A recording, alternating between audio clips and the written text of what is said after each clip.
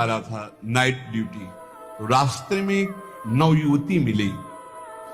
तो उसने कहा कि मैं रास्ता भूल गई हूं और आज आप अपने घर ले चलो। और उसका ब्याह हुआ नहीं था, पवित्र भाव से वो घर ले गया। जब घर में ले गया तो फिर उसका पवित्र भाव हो गया उस युवती का। वो तो घर ही था। सुबह निकल गई साथ, बड़ा खुश हुआ कि यार। दूसरे दिन फिर वही मिली, तो उसने कहा आज तो घर नहीं भटकी होगी। बोले नहीं, कल से हमारी आपकी मित्रता होगी, हम रोज आपको यहीं मिला करेंगे। अब वो मानसिक शक्ति से युक्त, वो पुलिस में, और वो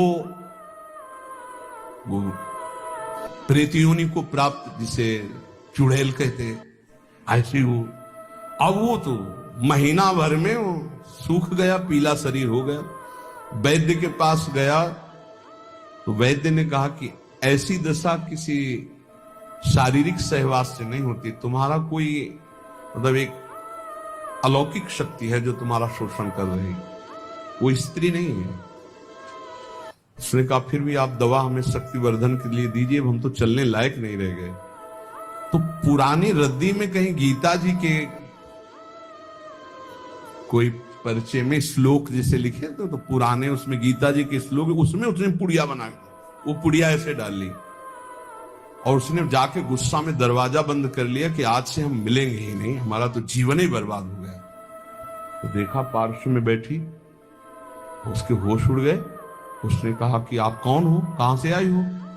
वह इतने दिन से मिल रहे, अभी ये नहीं जान रहे कौन हो? बोले कहां से आए हो? वह झरोखे से आई।